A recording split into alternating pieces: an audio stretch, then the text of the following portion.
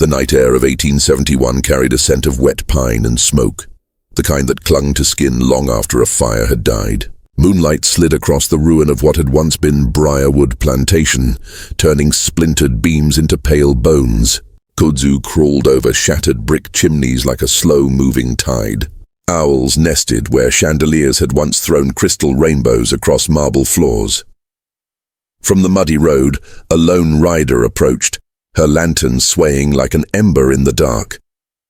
Clara Marchant, last surviving heir of the Marchant line, guided her horse through the weeds that had claimed the carriage path. Locals called her reckless for coming here alone. They said the land was cursed, that the soil itself whispered at night. But Clara had inherited more than a ruin. She had inherited a question that clawed at her dreams. The letter had arrived 2 weeks earlier, sealed with a brittle scrap of red wax and a name she had never heard. Elias Marchant, 1847. Inside was a single sentence in a slanting hand. The pact that broke us lies beneath the hearth. Read it if you dare. Clara dismounted, her boots sinking into the damp earth. The main house loomed like the carcass of some giant animal, ribs of timber exposed to the stars. She pushed open the warped front door. It groaned like an old mourner. Her lantern revealed faded wallpaper patterned with lilies, now stained the color of dried blood. Every child in this county knew the legend of the Colonel, the brilliant, merciless patriarch who once ruled these acres of cotton and cane. They knew the gossip of sudden ruin, fortunes lost, slaves vanished, a mansion set ablaze one summer night. But the details had dissolved into rumor. Some blamed northern raiders, others a vengeful wife, still others a devil's bargain never paid in full. Clara moved through the echoing hall. Portraits stared down from cracked frames, men with stern mouths, women pale as candle wax. Their painted eyes seemed to follow her as she crossed the grand parlor, where soot blackened the marble hearth. She knelt, fingers tracing faint carvings on the stone, initials intertwined like a secret knot. The loose brick yielded with a grating sigh. Behind it lay a narrow cavity and a small iron box, its hinges orange with rust. Her pulse hammered. She set the lantern beside her and pried the box open. Inside lay a leather-bound book, edges brittle as autumn leaves. On the first page, the same slanting hand had written, July 3rd, 1847. Tonight the pact is sealed. May God forgive what necessity demands. The words shimmered in the lamplight, heavy with a meaning she could almost taste. She turned another page, and another. Phrases leapt out like sparks from a dying fire. 7 chosen, my wife consents. Legacy secured through flesh and night. A gust rattled the blackened windows. Clara looked up, heart pounding. Outside, the moon had slid behind clouds, plunging the ruin into deeper shadow. Somewhere in the woods, a whippoorwill called, its cry thin and mournful. She closed the diary, breath sharp. Whatever bargain her ancestor had struck, it had not been mere family gossip. It was something darker, something capable of burning an empire to ash. Clara rose, the book clutched to her chest. She felt the house lean around her as if listening. The boards creaked beneath her weight, carrying the sound of her discovery into the hollow night. The story of the Marchant dynasty, the scandal of the Colonel, and the night the Old South cracked open like a rotten seed, all of it waited within these pages.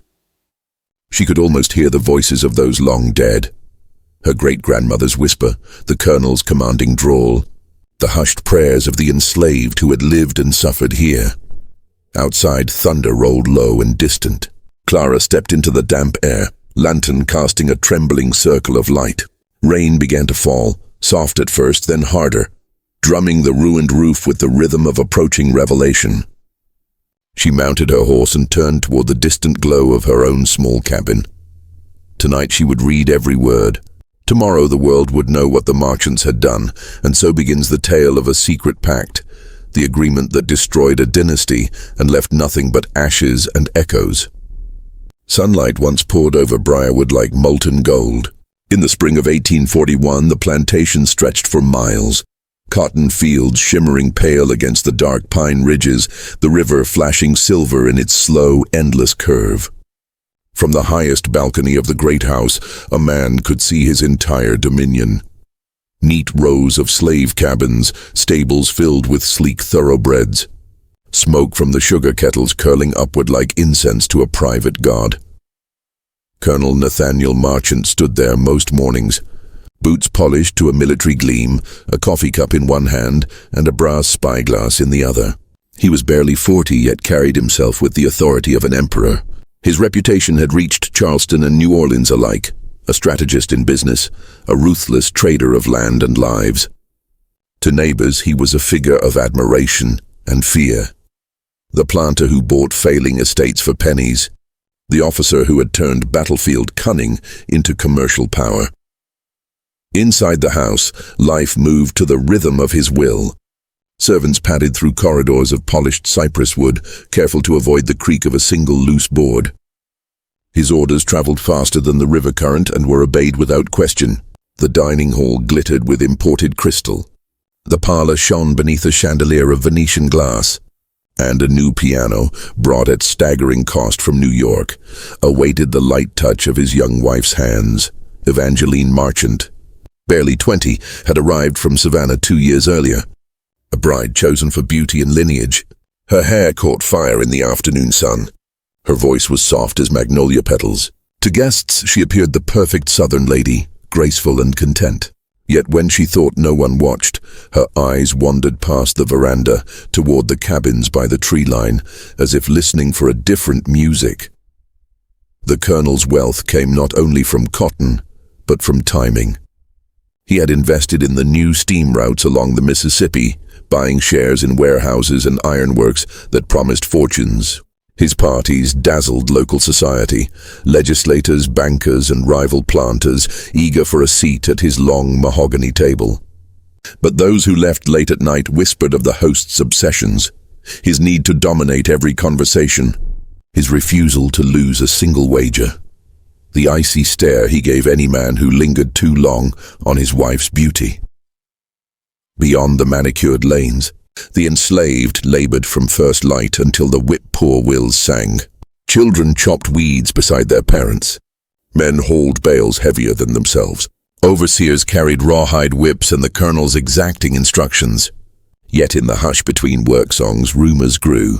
They spoke of secret meetings in the pine woods, of a master who studied his property with an intensity that chilled the blood. Some claimed he kept a ledger not only of births and labor, but of faces, choosing, calculating. Late one humid evening, Nathaniel paced his study, the glow of oil lamps throwing his shadow against shelves of leather-bound ledgers. He read letters from distant investors, calculated profits, and stared long at a faded family crest. The Marchants had crossed the ocean generations earlier with soldiers and merchants, but he intended to be more than a planter. He wanted an empire, one that could not be broken by war or politics, one sealed by bloodlines he controlled. Evangeline entered quietly, a candle trembling in her hand. "You never sleep," she said, her voice careful. "Sleep is for men who can afford to lose," he answered without looking up. She lingered at the threshold, eyes on the map spread across his desk. Dots marked shipping ports from Havana to New Orleans, but her gaze drifted to a separate sheet, names written in a firm, slanted hand. 7 of them, all men from the cabins. "What is that?" she asked. "A record," he said, folding the paper before she could see more. "Business." But when she left, the question remained like a thorn under her skin. In the stillness of their vast home, she began to sense the invisible machinery of her husband's ambition.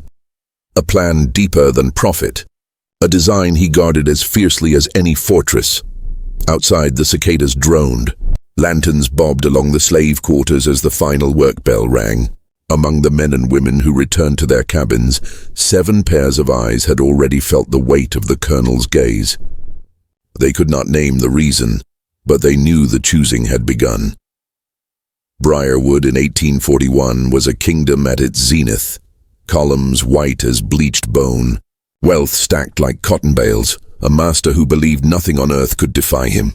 Yet beneath the fragrant magnolias and the polite applause of evening gatherings, the first hairline cracks were forming in the grand facade. invisible to all but the restless hearts who sensed a storm long before the sky darkened. Night in the deep south fell like velvet soaked in heat. The lanterns of briarwood flickered against cypress trunks while frogs croaked in the low marshes beyond the cotton rows. Inside the great house, Colonel Nathaniel Marchant sat alone in his private study, a cut crystal glass of bourbon catching the lamplight. The hour was late, but his mind refused the quiet that sleep might bring. On the desk lay his account books, letters from investors, and a sheaf of personal notes written in his precise military hand. He had tallied yields and debts, but these columns of ink were only a mask for a deeper obsession. Beneath the ledgers lay another book, bound in black leather and clasped shut with brass. No servant had ever seen it open. Nathaniel traced the clasp with a calloused thumb, feeling the pulse of an idea he had nurtured for years, a dynasty beyond the reach of politics or war. Cotton fortunes could vanish with a single frost. Armies could burn plantations to ash. But blood carefully chosen and shaped, could outlast nations. His thoughts circled his wife, Evangeline. She was the key and the obstacle. Her beauty was legend, hair like ripe wheat, eyes the blue of a summer storm. He had courted her not only for her charm, but for the impeccable lineage that whispered refinement into every gesture. Yet she remained, to his irritation, stubbornly beyond complete control. She played the dutiful hostess by day, but guarded a private world he could not breach. Earlier that evening he had watched her from the shadow of a doorway as she crossed the veranda. A single candle lit her path. The breeze toyed with her white gown. She paused at the edge of the balcony, gazing toward the distant cabins where the field hands settled for the night.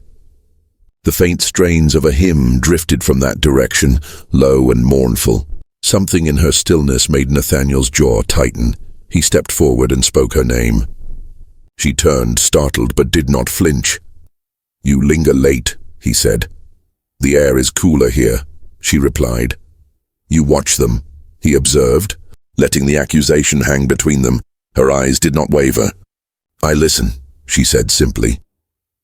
Nathaniel felt a flicker of irritation, and something more dangerous, a spark of curiosity edged with desire. What did she hear in their songs? What did she imagine in the dark that he could not command? Later, after she retired, he paced the hallway outside their chamber.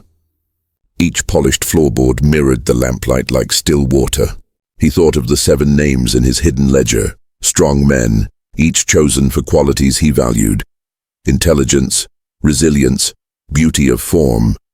To him they were assets, not equals, yet he had studied them with the same meticulous eye he turned on. Breeding horses or selecting seed, the idea that had begun as a pragmatic calculation, a way to secure heirs immune to the weaknesses of his own blood, had taken on a fevered life. It was no longer just a plan. It was a vision. He imagined children of unmatched vigor, carrying his mark through generations, a legacy carved in flesh rather than parchment. Nathaniel returned to the study and unlocked the black book. By lamplight, he reread the notes he had made after clandestine conversations with a traveling physician, a man versed in theories of inheritance that skirted the edge of science and superstition. The physician had spoken of selective pairing, of strengthening stock through careful union. Nathaniel had listened with cold fascination, his pen scratched across a fresh page as he refined the scheme, the timing, the secrecy, the roles each chosen man would play. He paused only once when the image of Evangeline's face rose before him, not fearful but defiant. Would she submit? Could she be persuaded or compelled? He poured another measure of bourbon and let the burn steady his resolve. Control was his birthright. Land could be stolen, fortunes lost, but desire, directed with discipline, was power. He had bent men to his will on the battlefield. He could bend a household, a lineage, even destiny itself. Outside, the night pressed close. From the quarters came a faint laugh, quickly hushed. The sound stirred a hunger in him that was not purely physical, a hunger to own not only bodies, but the future those bodies might create. Near midnight, he extinguished the lamp and stood at the window. The moon cast the fields in a ghostly pallor. In the distance, a lone figure moved between the cabins, carrying a small lantern, perhaps one of the 7 he had marked. Nathaniel watched until the light disappeared into the pines, his mind tightening around the image like a fist. He whispered to the dark, "All of it will be mine, even what they do not know they carry." The house settled with a slow creak, as if the timbers themselves understood the gravity of the vow. Somewhere down the hall, Evangeline turned in her sleep, dreaming perhaps of music or freedom. Nathaniel did not move until the first pale line of dawn began to seep across the horizon, heralding a day that would bring him one step closer to a destiny of his own making. Rain drummed against the shutters, a steady pulse that matched the unease in the house. The parlor glowed with the amber light of a dozen candles, their flames bending in the draught. Shadows stretched like long fingers across the high ceiling as Colonel Nathaniel Marchant stood at the hearth, a folded document in his hand. 7 men waited before him. They were the strongest and most trusted among those he enslaved, leaders in the quarters, men who had long sensed the weight of his attention. Their faces were unreadable, lit by flickers of candlelight. At the edge of the room, 2 overseers lingered like sentries, rifles leaning against the wall. Evangeline Marchant stepped inside, her white gown a stark flash against the gloom. She had been summoned without explanation. The air smelled of damp wood and smoke, thick with the tension of unspoken commands. Nathaniel turned, his voice low and deliberate. "You're here because tonight decides the future of this house," he said. "Our bloodline, our fortune, the name that must endure when the world outside these fields has changed beyond recognition." He spread the parchment across the table. Its ink gleamed wetly, a contract of terms that none of them, save the colonel, fully understood. He looked first to his wife, then to the men. "This is an agreement of silence and of duty," he continued. "What is written here will bind every soul in this room. Nothing leaves these walls." Evangeline's heart hammered.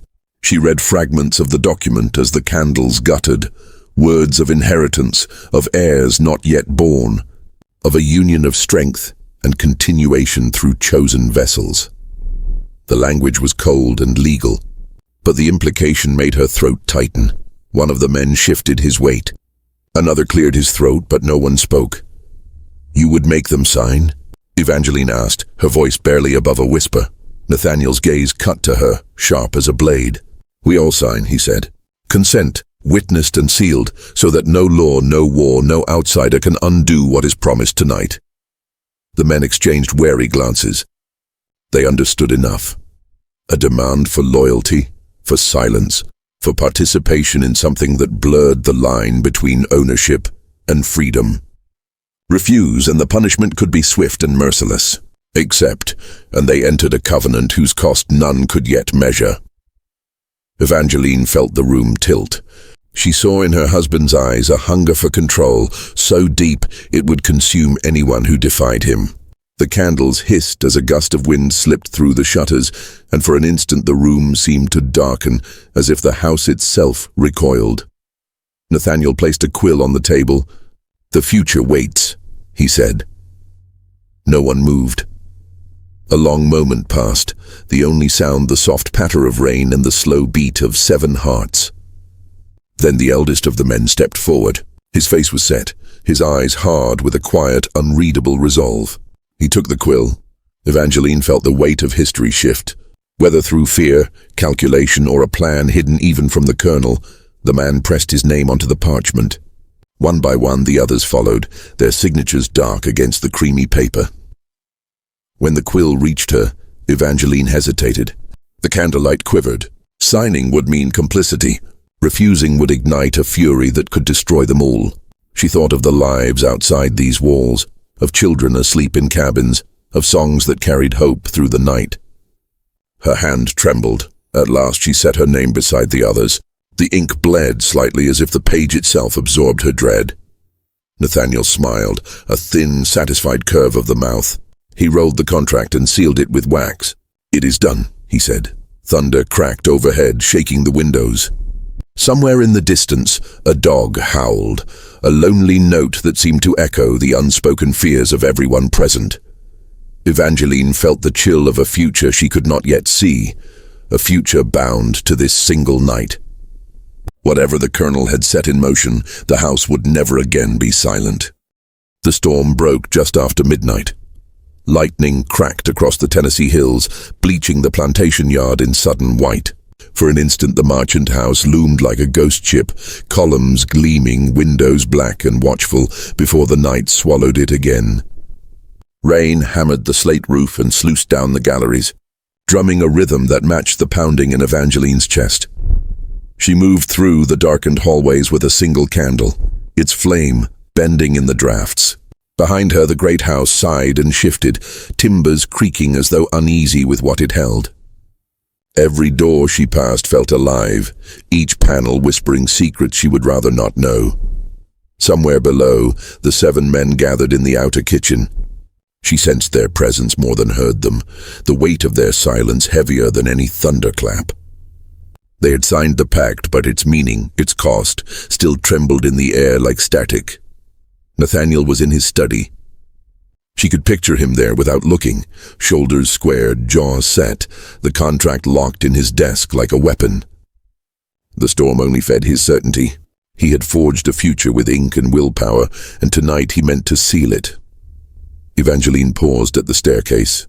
A memory returned, sharp and cold, her own name bleeding into parchment, the quill shaking in her hand.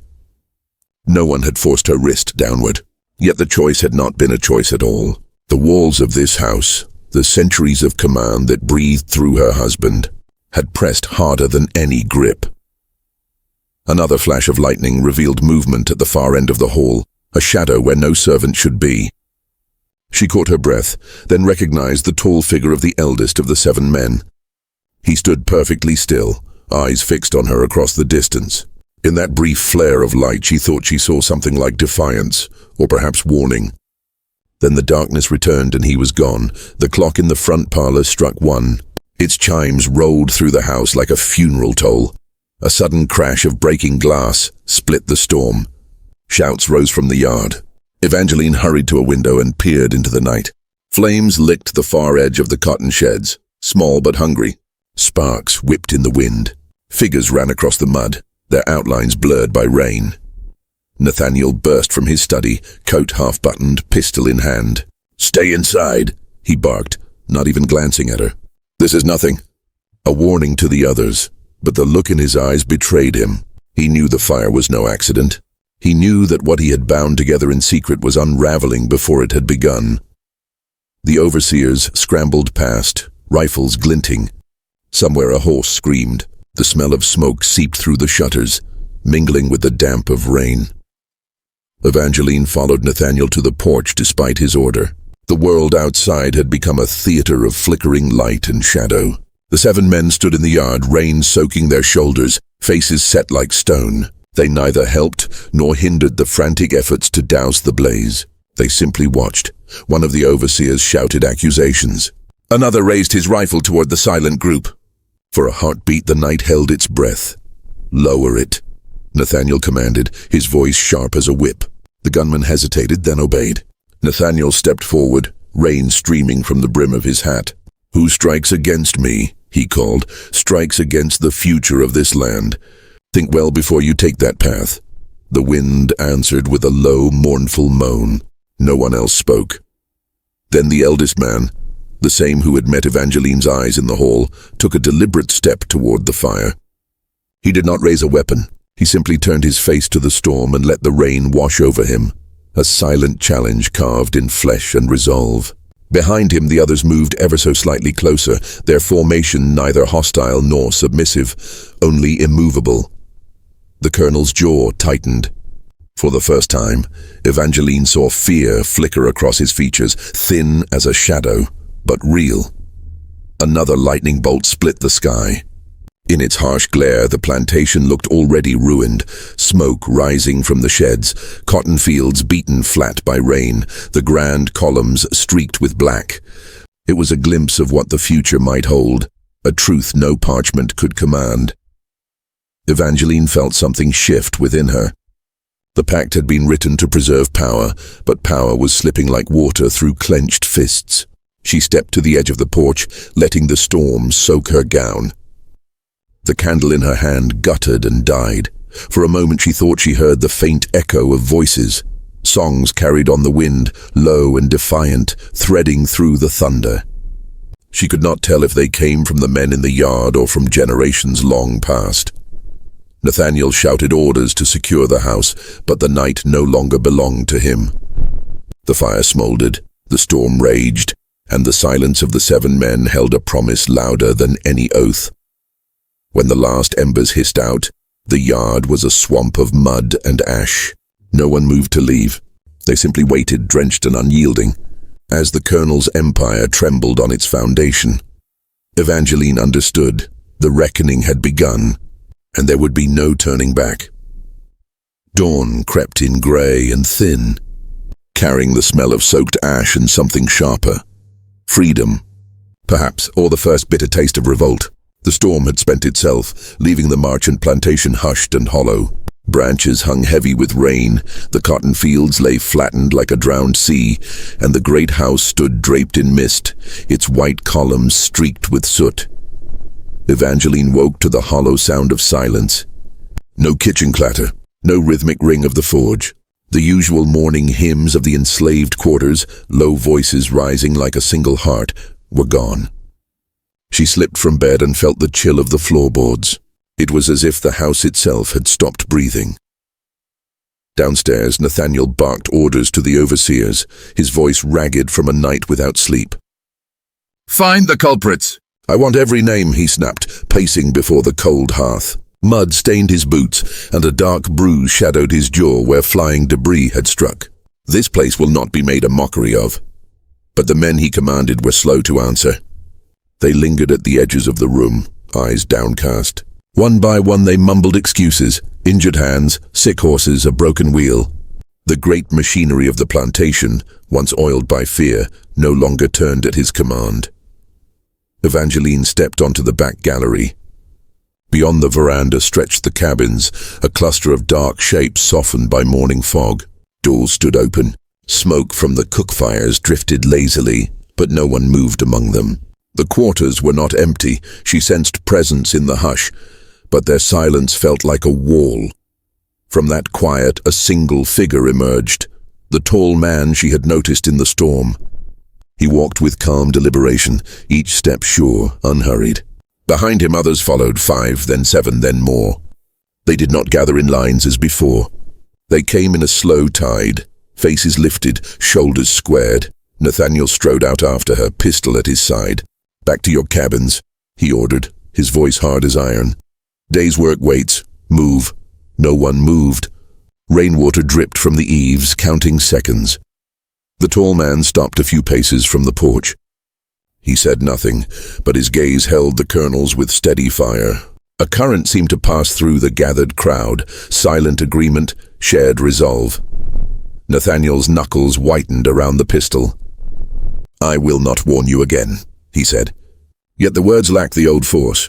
Perhaps he heard it too, the thin crack in his own authority.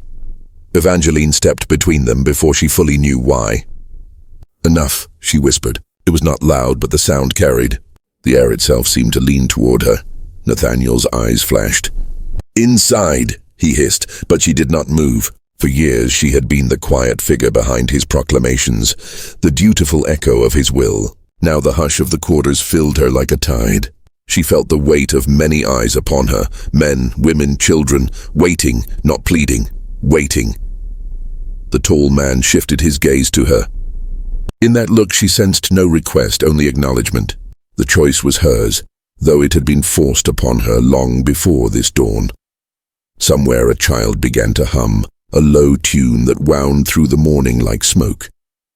Another voice joined, then another, until a soft, steady song rose from the crowd. It was not loud. It did not need to be. Nathaniel lifted the pistol. His hand trembled. "I will restore order," he said, but the words fell flat against the song. The overseers, standing a little way off, did not step forward. One even lowered his own rifle and backed away, head bowed. Evangeline heard her own heartbeat, strong and certain. She turned to Nathaniel. "You will not fire," she said quietly. He stared at her as though seeing a stranger. Rain began again, soft as breath. The pistol wavered, then sagged. He lowered it, the barrel dark and harmless. The song grew steadier, a river of sound flowing through the yard. It was not triumph and not threat, only declaration. Chains that had bound flesh and will for generations loosened in that moment, invisible but unmistakable. Nathaniel stepped back. His shoulders, once rigid with command, seemed to fold inward. He turned and walked into the house without another word, the door closing behind him like the lid of a coffin. Evangeline remained on the porch, rain dampening her hair, the melody washing over her. She felt neither victory nor fear, only a vast, aching clarity. The pact her husband had forged, the one meant to preserve dominion, had become its undoing. When the song at last faded, the gathered crowd did not disperse. They stood in quiet solidarity, the dawn breaking fully behind them, a pale light that promised a different day. No command called them to the fields, no overseer dared. The old order lay in shards around them, and something unspoken but indomitable took its place. Evangeline stepped down from the porch and into the wet earth. The mud chilled her feet through thin slippers, but she did not care. She moved among them, silent, unarmed, until she stood beside the tall man. For a long moment, they simply breathed the same morning air, the sound of freedom like a pulse beneath the stillness. The chains had not yet fallen from wrists or ankles, but they had broken all the same. Morning sunlight poured through the high windows, thin and golden after the long night of storm and silent defiance. Evangeline sat at the small writing desk in her chamber, the same place where months earlier she had signed her name to a paper she barely understood. The ink of that signature might as well have been ash now. Below, the plantation moved to a new rhythm. No overseer's whistle cracked the air. The cabins stood open, men and women crossing the yard at their own pace, some carrying tools, others simply standing in clusters, speaking low. It was not chaos. It was something quieter and more unsettling, life without permission. She pressed her palm to the wood grain of the desk and felt the house's heartbeat, slower, weaker. The merchant empire had always throbbed with Nathaniel's will. Today it pulsed to something else. A soft knock at the door drew her from thought. When she opened it, she found the tall man from the yard. Rainwater still darkened the cuffs of his trousers, but his back was straight, his gaze steady. He did not step inside. "We mean no harm," he said quietly, "but we will not go back." Evangeline met his eyes. "I know," she replied, and she did. The night before had not been a single act of rebellion. It was a line drawn across generations. He inclined his head in a gesture that was neither deference nor challenge, then turned and descended the stair. She watched until he disappeared into the sunlight. Nathaniel waited for her in the great hall. The man who had once commanded rooms with a glance now seemed diminished, his boots leaving faint trails of ash across the marble floor. He gripped the banister as if it might anchor him to a world rapidly slipping away. "You spoke out against me," he said, voice hoarse. "Before them all. I spoke for myself," she answered. The steadiness of her own tone surprised her. His jaw tightened. "Do you know what you have done? Without order, this house is nothing. The fields will decide for themselves," she interrupted. "As will I." The silence that followed was heavier than any shout. Outside, the sound of hammers drifted through the open door, workers repairing the storm-damaged sheds on their own terms. Nathaniel flinched at every strike, each blow a quiet erasure of his authority. Evangeline stepped closer. "You built this place on force," she said, "but force cannot bind a soul forever. Last night you saw it." For a moment she thought he might raise his hand. Instead he turned away, shoulders sagging. "They will leave," he murmured, "and the world will laugh at me." She almost pitied him then, the man who had mistaken possession for love, dominion for destiny. Almost, but not enough to stay. Later, she walked the perimeter of the property, the hem of her gown gathering dew. The air smelled of wet earth and charred wood. Children played near the spring house, their laughter sharp against the quiet fields. Women scrubbed garments in wide tubs, pausing only to share glances of cautious hope. Evangeline felt their eyes on her as she passed, not hostile, not pleading, measuring. She inclined her head in greeting. A few returned the gesture. It was more acknowledgement than she had ever received in years of mistresshood. At the edge of the cotton rows, she stopped, remembering her first arrival as a young bride.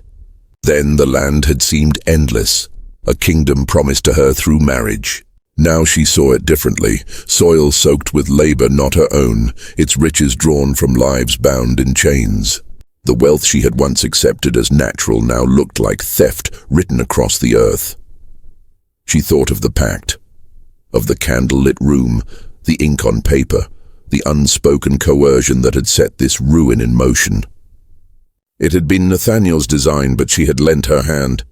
The knowledge burned, yet within that burn lived a strange relief. To see clearly, even at the cost of guilt, was a kind of freedom.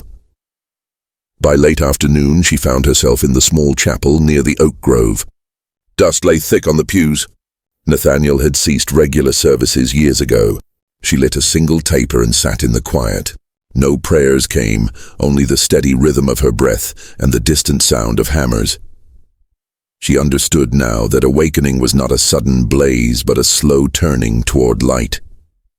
It was choosing to see what had always been there, the humanity of those her world had tried to reduce to property, the hollowness of a marriage built on control, the faint but insistent possibility of another life. When she emerged, twilight washed the plantation in violet. The tall man stood by the gate, speaking with two others. Their conversation ceased as she approached. "I will not stop you," she said, voice low but firm. "Go where you will. Take what you need to begin again." He studied her a long moment. "And you?" he asked. "I begin again here," she answered. He gave a single nod, a recognition, not approval, then turned back to his companions. Evangeline walked toward the house, each step both burden and release. Behind her the evening chorus of crickets swelled, a sound as old as the hills and indifferent to empires. The merchant dynasty had been built on silence and fear. Tonight neither remained. She felt the first cool breath of night on her skin and welcomed it. The awakening had begun, and there would be no return to the shadows. The first riders came at dawn, their hooves striking sparks from the gravel road like musket fire. By mid-morning, a procession of wagons and carriages crowded the merchant gates. Neighbors, rival planters, merchants in Sunday coats, though it was only Thursday. Word of the night's upheaval had traveled faster than the storm's own lightning.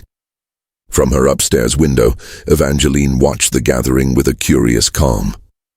The yard below filled with umbrellas and polished boots, but no warmth.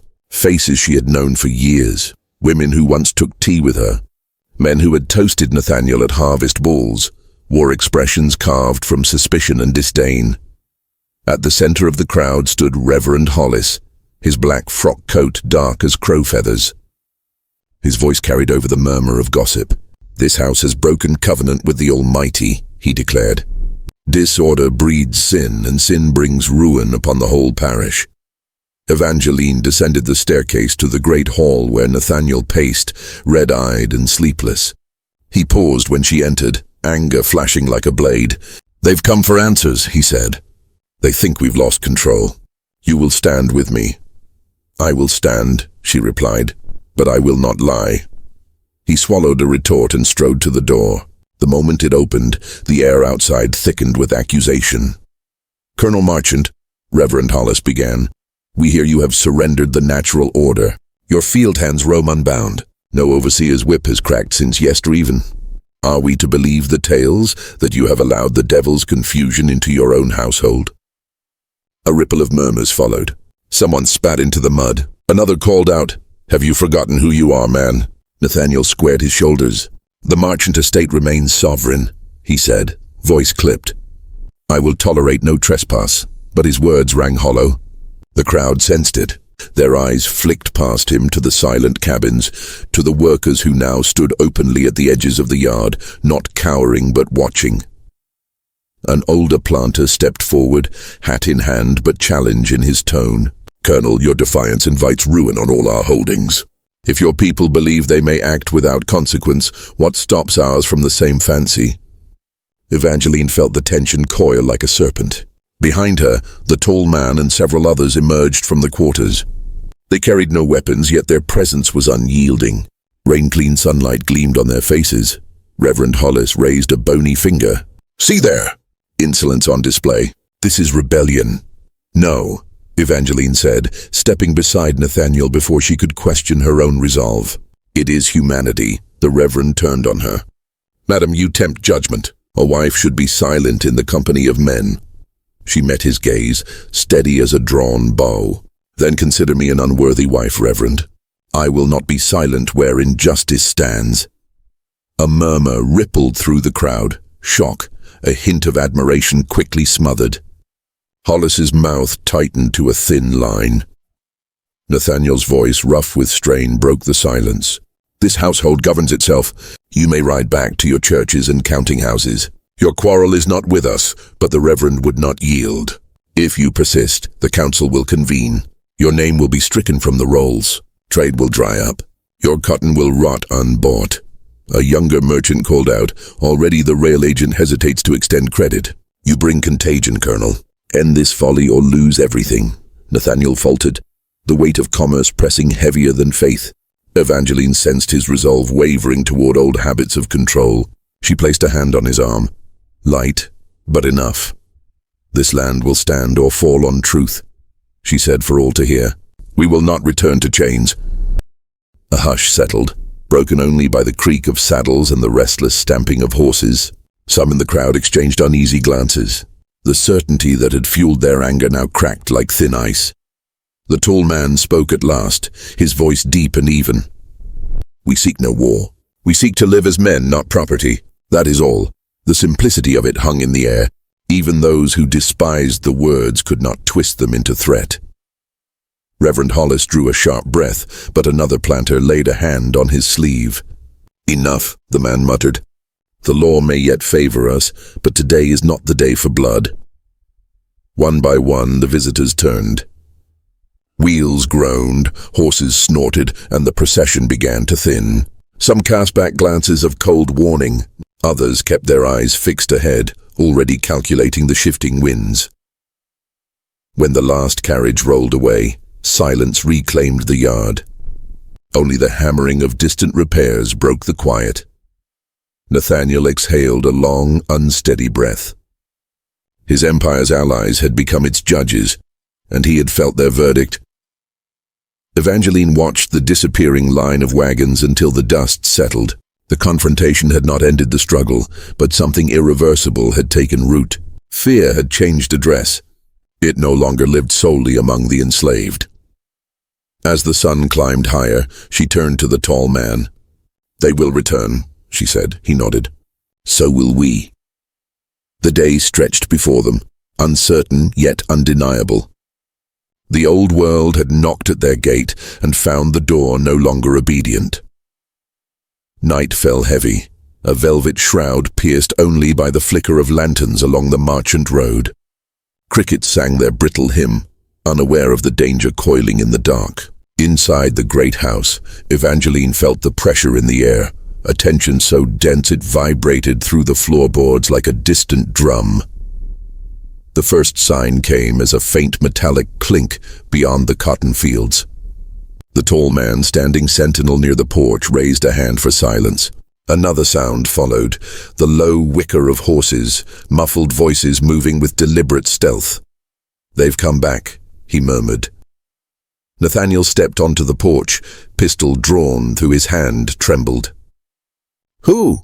Before the answer came, a streak of orange flared against the black horizon. One cotton shed burst into flame, fire climbing fast and furious. The smell of kerosene rode the wind. Evangeline's breath caught. "Dear God!" Shouts erupted as more torches sailed through the night. The stables roared to life in a blaze, horses screaming. The workers rushed to form a bucket line from the well, but the flames leapt greedily, fueled by the dry September air. From the tree line emerged riders, faces hidden beneath scarves, hats pulled low. The mob that had retreated in daylight had returned in darkness, bolder and armed. Muzzles flashed, gunshots cracking the humid night. Nathaniel fired back, a warning shot that vanished into chaos.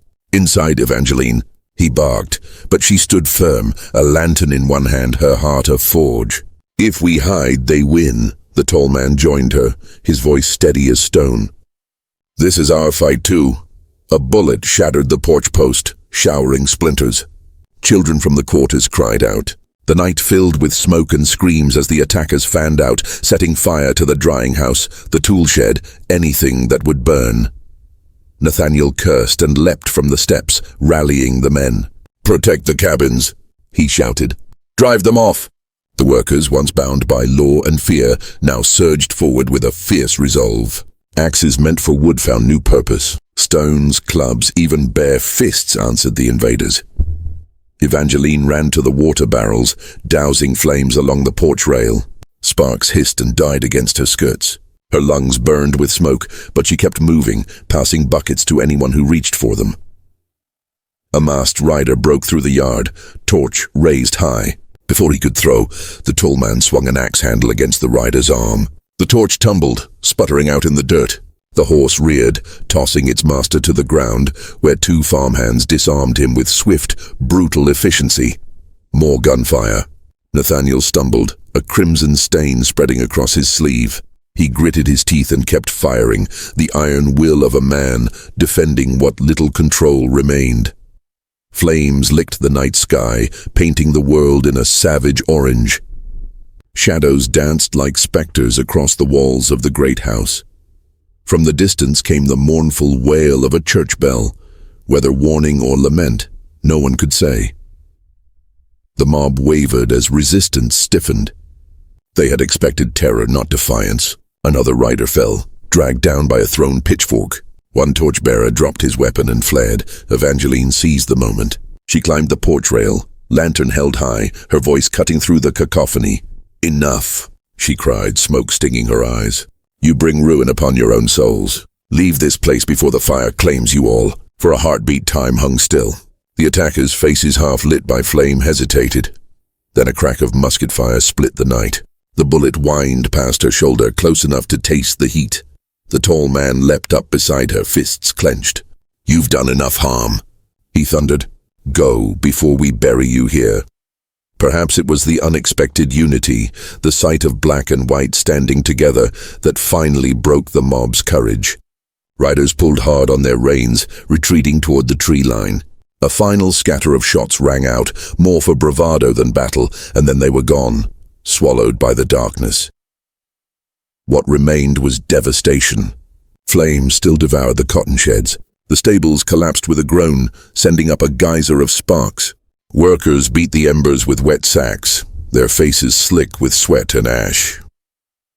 Nathaniel slumped against a porch post, clutching his wounded arm. The harvest.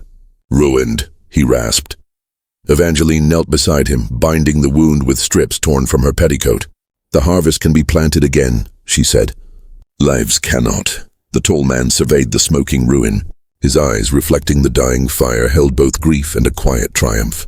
"They thought to scare us back into chains," he said softly. "Tonight we showed them the chains are gone." A hush settled as the last flames dwindled to smoldering embers. The night air, still thick with smoke, carried a strange clarity. For the first time, Evangeline felt the weight of history tilt. The Marchant estate, once a monument to wealth and power, now stood scarred and blackened, but unbroken. Nathaniel looked out across his ruined fields. His voice was barely a whisper. "Nothing will be the same." "No," Evangeline agreed, rising to face the horizon where the first pale hint of dawn touched the sky. "And that is our salvation." The survivors, men, women, children, gathered together in the ashen yard, united not by ownership or servitude, but by survival. Around them, the remnants of the old world smoldered, its smoke curling upward like a final prayer. Dawn broke with a dull, pewter light, as if the sun itself hesitated to shine upon what remained of the Marchant estate. A grey mist clung to the fields, weaving through charred timbers and blackened cotton rows like a funeral veil. The once grand house stood silent, its paint blistered and smoke-streaked. but still upright, defiant in ruin. Evangeline stepped barefoot onto the porch, the wood still warm beneath her feet from the night's inferno. Every inhale tasted of ash. Behind her, the great hallway smelled of damp soot and scorched varnish. She pressed a hand to the doorframe, feeling the rough splinters, and listened. The air, at last, held no gunfire, only the faint crackle of dying embers and the tentative call of a meadowlark daring the morning. Nathaniel emerged from the shadows inside, his wounded arm bound with a rag that had once been a fine linen napkin. His face was drawn and pale, but his eyes, those unyielding grey eyes, watched the horizon as if expecting another attack. "They'll be back," he said, voice hoarse. "Men like that don't forgive." "Then let them come to an empty threat," Evangeline replied. She turned toward the yard where the survivors gathered in quiet clusters. Children clutched blankets streaked with smoke. Women knelt by the well, washing soot from their hands. The tall man, no longer merely a hired hand but something more, directed a small group to douse the last stubborn flames in the cotton sheds. The plantation, once ruled by orders, shouted from a veranda, now moved by mutual necessity. No one waited for Nathaniel's command. People simply worked, side by side, free in action if not yet in name. Evangeline descended the steps and crossed the yard. "We must bury what's lost," she said to the tall man, "and count who remains." He nodded, sweat and ash streaking his brow.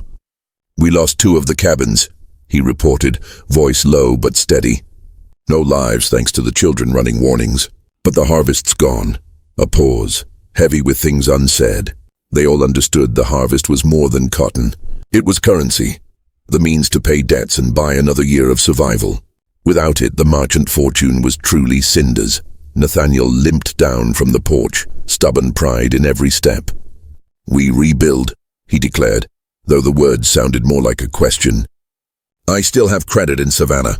We can—" "Credit built on bondage," Evangeline cut in, her voice carrying across the courtyard. The gathered workers fell silent, watching her. "The world that fed on those chains is dying with this smoke. We will not raise it again." Nathaniel stared at her as if she'd spoken a foreign tongue. "This land is ours," he said, but the conviction faltered. He looked to the scorched fields, to the men and women who had fought beside him through the night. "Isn't it?" The tall man met his gaze, unflinching. "Land remembers who works it, not who claims it." For a long moment no one moved. The mist thinned, revealing the vast stretch of soil, rich, black and waiting. It no longer belonged to any single voice. Evangeline drew a breath that tasted of both soot and freedom. "Then today," she said, "we make new vows. No more hidden pacts in dark rooms. No more power born of fear. If this house stands, it stands for everyone who bled to keep it alive." The words rippled through the crowd like a fresh wind. Women straightened, men exchanged cautious glances, and children crept closer, sensing a shift larger than themselves. Nathaniel lowered his head, the fight draining from his shoulders. Perhaps he heard the echo of his own ambitions turning to dust. At last he said quietly, "If we rebuild, it will be different." Evangeline stepped toward the tall man. "You and your families will decide how," she said. "Plantations are finished, but this land can feed us all, if we choose it together." He studied her, measuring sincerity against generations of betrayal. Then he offered a single nod, solemn as a benediction. "We choose freedom," he said. One by one, others echoed the sentiment, some aloud, some with a simple lift of the chin. An unspoken covenant formed in the cool morning air, stronger than any parchment sealed in wax.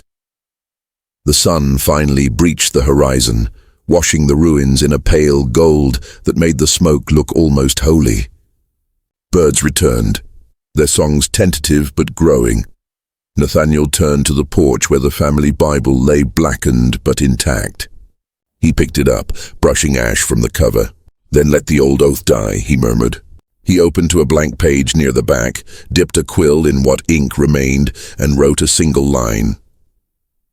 "We begin again, all of us, as free as the soil allows." He handed the quill to Evangeline. She added her name beneath his, the letters steady despite the tremor in her hands. The tall man accepted the pen next, his signature bold and sure. Others followed, each mark a quiet rebellion, each stroke a promise that the night's bloodshed would not be in vain. When the last name was written, Evangeline closed the book and held it to her chest. Around them the morning brightened, revealing both devastation and possibility. The Marchant Empire, once a monument to ownership, now lay in ashes. Yet from those ashes rose something unexpected, a fragile, stubborn hope. Evangeline looked to the horizon, where smoke met sunlight. "Let the world hear," she said softly, more prayer than proclamation. "The pact is broken. A new covenant begins." And in the hush that followed, the breeze carried the scent of turned earth, a faint living promise that even scorched soil can bloom again.